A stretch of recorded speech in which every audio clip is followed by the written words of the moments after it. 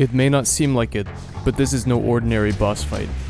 I am in the pantheon of Hollow Nest, abbreviated P5, a boss rush with just about every single boss in the game. If you die, you have to beat all of them again.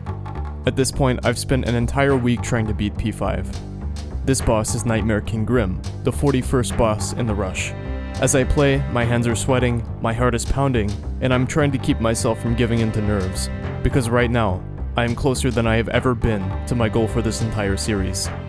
To beat every single Hollow Knight boss, only using chopsticks. It won't be easy now. Before these streams, I couldn't even eat a bowl of ramen with chopsticks, so I would be starting from absolute zero. In this video, you will see every improvement, problem, and solution that I went through for this challenge, some of which might surprise you. So sit back, relax, and stay tuned, because things are about to get exciting. One thing was certain, I needed some massive improvement before I beat the hardest boss in the game. But before any challenge, there needs to be rules. I can only use one hand. That means I can't hold chopstick in each hand, and I can't use the other hand to support the chopstick in any way while the chopsticks are touching the keyboard. So adjusting them is fine. Lastly, I can't touch the keyboard with my hands unless a key pops off the keyboard, and I have to put it back on. On October 5th, I went live with a plan. I had designated my first series of streams to be something like a training session. I had 3 training goals. If I could complete all 3 in a reasonable amount of time, then I would be well on my way to beating every single boss. The first goal was simple. I had to loop my way around a path in a late game area called the Infected Crossroads without taking any damage. Baby steps. If the baby was Jack from The Incredibles, because this was really tough. I couldn't have chosen the worst area to familiarize the controls in, since an annoying amount of enemies in this area tend to violently explode when they die. But eventually, I started getting the hang of it. Finally, after an awful 8 hours,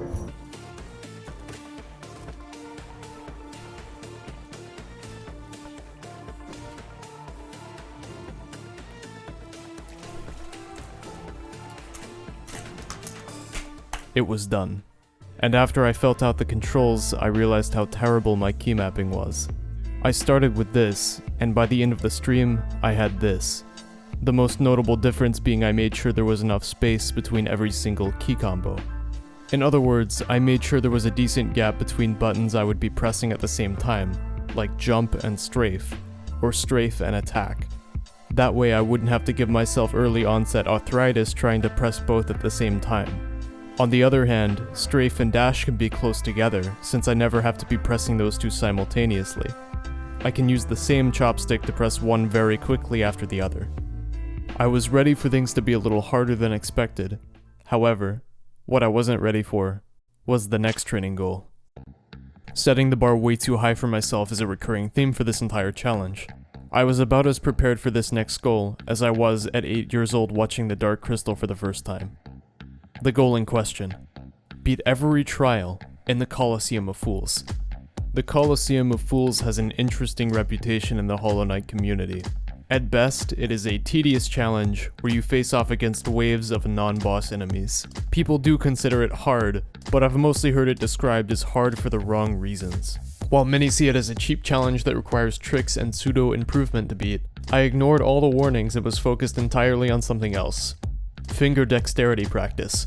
There are 3 separate trials in the Coliseum, each one increasing with difficulty. And if I was able to beat all 3, I assumed that I would have built up sufficient dexterity in my fingers to beat every single boss. I wasn't wrong, but this was total overkill. Although, if I was able to make it through this, I would come out as a true chopstick warrior, ready for any challenge laid before me. The first 2 were easy. I breezed through them both in the first 2 days. The third, however, was probably the most painful experience I've ever had in Hollow Knight, physically and mentally. It's day 3 into the challenge, and I very quickly realized that I wasn't going to get by with my very limited moveset. This realization drove me to take my first step towards true chopstick mastery. In Hollow Knight, there is a mechanic called the Great Slash. If you hold down the attack key, you store a Great Slash for when you next release the key. The Great Slash is almost essential in getting through the 3rd trial, simply because of the amount of tiny, annoying, evasive little bastards that you can one-tap with it. Playing regularly, it's quite easy, but you can probably imagine how it might be slightly difficult, with 2 thin wooden sticks, to hold down a button while regularly moving and jumping around. Some might even say it's impossible. but through delirious brainstorming, I was able to find a way. By swapping my attack and jump key positions, I was now able to hold down the attack button, put my chopstick in between those two keys, and while pressing the slope on the side of the jump key, freely platform without letting go of the attack key. This allowed me to jump up to flying enemies and one-tap them. I didn't use this mechanic much after the Coliseum, but later, it would come back to save me. While the discovery of the Great Slash was crucial, practicing it was only frustrating. Not only was it incredibly tough to pull off reliably, my thumb would start hurting and going numb from the pressure I had to put on the key to make it work. I got a glove to help with this, but it didn't do much. Little did I know, this numbness would not go away after the Coliseum, and would become a massive problem later. As I kept playing, I got better and better at Great Slashing, but it wouldn't take just that to beat the trial.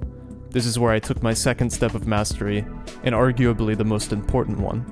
It's not a coincidence that I haven't been using spells. From day one up till now, I have deliberately decided not to use spells in order to train more with the nail. Essentially, I decided to wear inhibitor rings, like Shadow the Hedgehog, to train better. For those that don't know, spells are a massive part of this game, and against some bosses it is your main source of damage due to their incredible range and effectiveness. And finally, I decided to start practicing them. Eventually in the trial, the floor is replaced by spikes, and you have to constantly wall jump in order to avoid taking damage, all the while fighting relentless enemies that are completely unaffected by these floor spikes. This was near impossible with just the nail. The moment I started using the Vengeful Spirit spell, I was able to reach the enemies I couldn't before, and clear out the spike floor area with moderate ease. At this point, we are day 7 into the challenge, and ever so slightly, I am inching my way towards a perfect keyboard layout. I have since switched my dash button to Alt, that way I never miss the key coming down from strafe. I switched my down key to K in order to use the same technique that I use with Great Slashing with pogoing. For those that don't know, pogoing is when you swing down on an enemy to get an extra jump, but pogoing was incredibly difficult and I never fully mastered it. But there was one final, tiny step that I took that secured this goal. I changed my charm loadout. Simply put, charms give you passive upgrades, and I decided to change my charm loadout to something that buffed my spells, since the main problem I was facing was that final spike room, where spells were so important. The run after I changed my charm loadout, using everything I practiced, I got past the spike floor wave. This was the best I had ever done so far. There is a final boss in the third trial called the God Tamer. Before this, I had only faced the God Tamer once, and lost. I was nowhere near familiarized with this boss's moveset, but there was no explaining how much I didn't want to play the Coliseum anymore.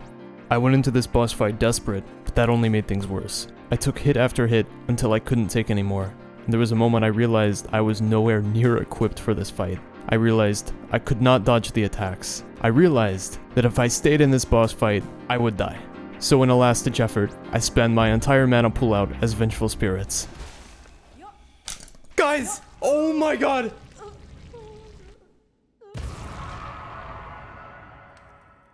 Never did I touch the Coliseum again. Before moving on, there was one last training goal I had to complete.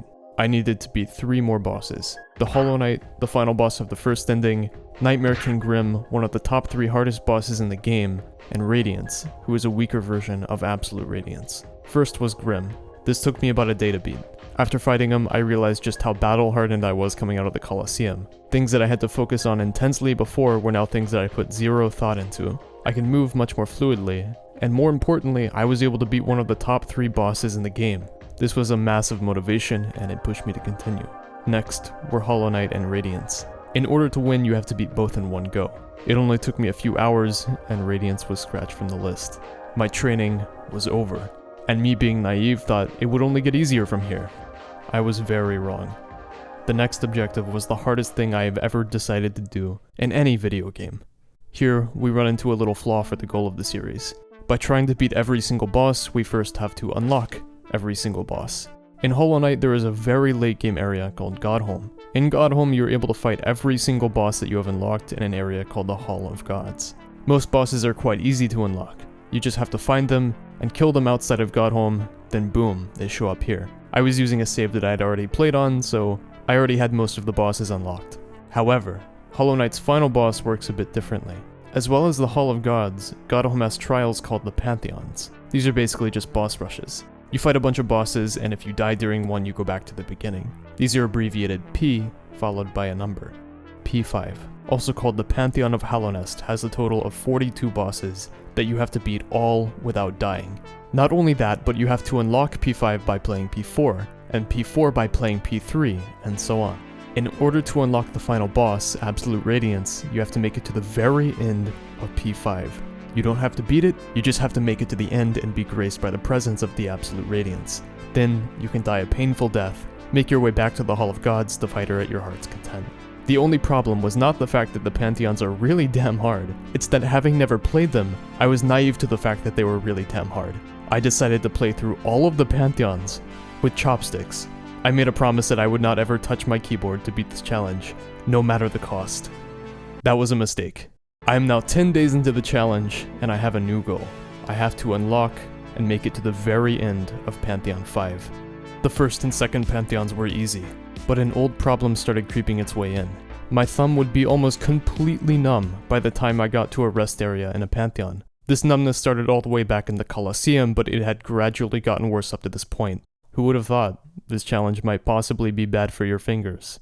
I ended up taking 5-minute long Agario breaks before and in the middle of each run during rest areas. While this did help a bit with my thumb, that was still around 10 minutes that I could have practiced with every single run. I was wasting hours with these breaks. This made me wonder how on earth I was going to make it all the way through Pantheon 5 if I had to take a break at almost every single rest area. Essentially, this would almost half the speed at which I improve, and cut the amount of chances I get at beating it nearly in half each stream. But little did I know, a simple solution would come soon enough. The third Pantheon is a strange one. It's a fun challenge, if it wasn't for this guy. Grey Prince Zote is the bane of my existence. I cannot stress enough how much I hate this boss. He is easily the most unpredictable boss in the game. He'll read your inputs and redirect his spike attack to hit you throughout fleets of minions, explosions, and fall over at completely random times, making massive shockwaves. Seriously, this guy sucks. I hate fighting him more than some of the hardest bosses in the game, just because it's such a gamble if you're going to live or not. And I think this is a good time to mention to the people that are already typing, just use Descending Dark. Let me explain. For those that don't know, Descending Dark, abbreviated DD, is a spell where you slam into the ground and do damage around yourself. But this isn't the only effect of DD. During the slam, you were invincible for a game-changing amount of time. This spell alone is the reason people can perfect some bosses hitless, and it's also incredibly useful against Zote. Sadly, while not impossible, it is really hard in the moment to hit K and J at the same time while fighting, so I ended up not using it. I settled for another strategy against Zote. There are moments where Zote is still. A calm before the storm, specifically when he's either spawning minions or spawning explosions. If you're able to make your way into a spot where the minions or explosions won't hurt you, you can spend your soul and get a ton of healing in. This is primarily how I was able to kill Zote. It was still very unpredictable, but it worked enough, and I was able to semi-consistently make it past Zote. This strategy, along with the near-forgotten Great Slash technique, would later save me in P5. At this point, my thumb was absolutely killing me. On the 11th stream, I went live, finally with a solution for this problem. A new glove. This one had extra padding on the fingers, making it perfect for exactly what I was doing. But with it being thicker, it constricted my movements massively. This was impossible. But thankfully, there was a simple solution. I want to cut this so bad. I really want to cut this and just use the thumb.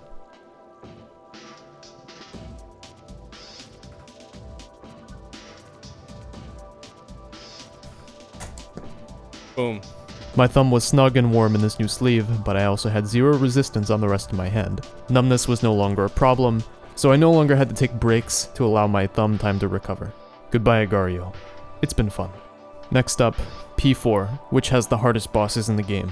This is where the Hall of Gods comes in. Thankfully, having every boss available to you in this hall, you're able to practice as much as you want before actually going into the Pantheon. But in order to not overtrain, I decided that if I beat a boss 3 times, I don't have to train on them anymore. I followed this rule, and practiced the hardest bosses. The most tough boss in this Pantheon is the Pure Vessel. This boss, according to many, is the second hardest boss in the entire game. So when I was able to finally beat the 4th Pantheon, including this monster and many other incredibly tough bosses, in only 2 days, I felt amazing, and my hope was almost entirely restored for the challenge, for 2 reasons. One was simply the speed at which I was able to complete P4, and for the second reason, I need to explain exactly what the 5th Pantheon is. P5 contains 0 new bosses. Only bosses that you have fought before and a few modifications of previous bosses. These are the only bosses with modifications. My hope was restored because I assumed that I would only have to practice these guys a couple of times, then I would be done in a couple of days, no problem. But beating the bosses you've already beaten comes with its own problems. Repetition. Humans were not made to play with chopsticks for this long. I was physically incapable of mustering any amount of focus or enthusiasm for these P5 runs. And since I wasn't focusing, I would die. A lot. Even when I did make it far into B5, it was beyond discouraging after 30 minutes of going through a boss rush to die to a boss that I had already beaten in one of the previous pantheons. Repetition was killing me. Streams started becoming much less frequent because I thought there was nothing else to learn. So I quit for a while and I took a 5-day break. Then I streamed one time and took another week-long break. If I didn't think of something soon, there's no way this challenge would be completed in a reasonable amount of time. This sounds weird, but bear with me. My focus is like a mana bar. When I focus too much, it runs out, then I go into autopilot and die. It was incredibly tough to focus on every single moment, especially since I had been playing P5 for such a long time. Managing my focus bar over these 45 minutes of the run was the answer to this problem I was having. There are bosses that you don't have to focus completely on, but there are also bosses that you have to focus entirely on. Even if I fought them a million times, I would still have to focus a little bit on these bosses or else I would die like I had been. I made a list of what I thought were the bosses that I had to put the most focus into. My strategy was once I faced one of these bosses, I would treat it like a life or death scenario, and for the others, focus wasn't so important so I didn't stress about them and I saved my mental energy. The moment I started thinking like this, I was able to consistently make it far into the Pantheon unlike before, and I was also able to beat Nightmare King Grim, the second from last boss that I had to beat. After using this strategy, all of my motivation came back. On November 17th, the 22nd stream, the impossible happened. The boss giving me the absolute most trouble after I consistently started getting to the late game was a man by the name of Markoth. Markoth isn't too bad in Pantheon 4, but in Pantheon 5 they thought it would be a good idea to remove the floor. So that means if you miss or accidentally fall off of one of these tiny platforms, say goodbye to your health. But that's not the worst part. Markoth can get stuck sometimes. What this means is you can hit him repeatedly without him moving, resulting in a massive amount of DPS. That doesn't sound like a problem until you realize it is much easier with the floor intact to abuse this. When he gets close to the wall on the ground, you can hit him over and over without him moving an inch, but since the floor is gone, you miss many of these opportunities and are forced to play Markov's sick and twisted game of sword dodgeball. Exactly 5 hours and 14 minutes into this stream, I had made it to the late game, and it was time to fight Markoth. But this time, things were different. The fight began slow. I was taking a couple hits, but it wasn't nearly too many. The fight was actually looking pretty good. And then something happened. Markoth started spinning his shield against a spot where he can get stuck on a platform. Just like the situation explained before, but this was one of the spots where you could abuse him getting stuck without needing a floor to stand on. This was my ticket, and I blew it. I ate a hit from Markoth's shield and fell into the death box. After that, I panicked. I gave into my nerves, trying to get any hits in I could, but this just ended up in me losing more health. Just like in the God Tamer fight, I was taking more hits for the amount of damage I was doing. But there was no explaining how much I didn't want to play P5 anymore. In a desperate last-ditch effort, for the first time in over a month, I went back to my old training. I held a great slash while I was jumping. One more, and he was defeated. Zote was next, the boss I had the most hatred for in the entire challenge, and I only had 2 health left, an amount of health that I have never beaten Zote with. But this time, something was different. There was no explaining how much I didn't want to play P5 anymore. After dodging a relentless barrage of attacks, I used the exact same strategy as talked about before, and I got in those juicy heals. Zote. See you in hell. See you in hell, Zote! Oh my god! I came out of the fight with full health and a burning vengeance. The next boss is called Failed Champion. This boss has an exploit where you can regain full health and full soul, and in the fight, after staggering the boss once. This one's easy, but the next one is hard. Nightmare King Grim was one of the harder bosses that I was quite experienced with, but there was one problem. I had fought the easier version of Nightmare King Grim, simply named Grim, many more times, and I would subconsciously clip into the Grim mindset rather than the Nightmare King Grim mindset. This seems like a simple mistake, but Nightmare King Grim is not a simple boss. You will die very quickly if you're out of NKG's rhythm, so I spent the entire failed champion fight / exploit thinking intensely about the fact that I would be fighting Nightmare King Grim, and not Grim. I went over all of the moves in my head, and exactly how to dodge them. Then I entered the arena. As I play, my hand is sweating, my heart is pounding, and I'm trying to keep myself from giving into nerves, because right now, I am closer than I have ever been to beating this challenge. I took bits of damage here and there, but the fight was going smoothly. There was a moment I started to slip up, and I took a couple of hits that never should have hit me. I missed a spell here, and took a hit there, but as I glanced over at chat, I was reminded just how much I didn't want to play P5 anymore.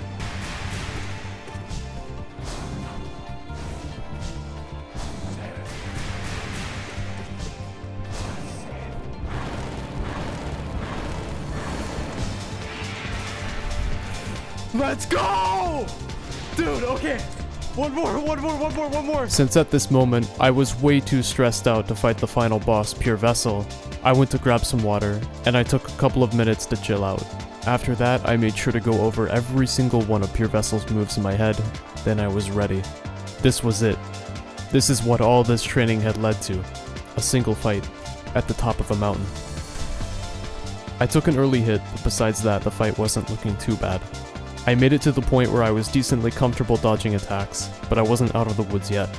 I took another misstep which almost cost me the entire fight, but the end was in sight. I only have 1 health left. At this point my hands are slightly shaking, but I am more focused in these moments than I have ever been in this entire challenge. The next 10 seconds would decide the outcome for weeks of practice. It all comes down to this.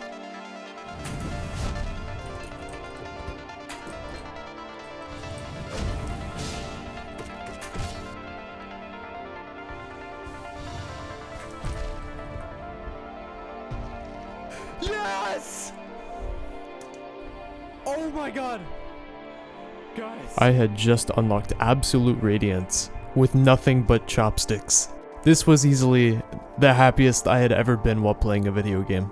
P5, even after Absolute Radiance, remained to be the hardest challenge I had done, not only because it has some of the hardest bosses in the game, but also because of the mental strain of having to focus on it for 45 minutes straight. But it was done, finally. The challenge wasn't over yet. I still had one final thing to do. Absolute Radiance eclipses all of the other bosses in difficulty. She has a total of 6 phases and 8 brutal attacks that overlap on themselves. If you're not careful, these attacks will push you to a spot where you simply cannot dodge them, basically forcing you to take damage. The name of the game is invincibility. The more iframes you can save, the easier the fight becomes. So that means if you save your Shadow Dash and try to DD when you can, the fight becomes much easier. And on the final 25th stream, on November 20th, over a month after the first stream, the challenge was finally completed. Yeah.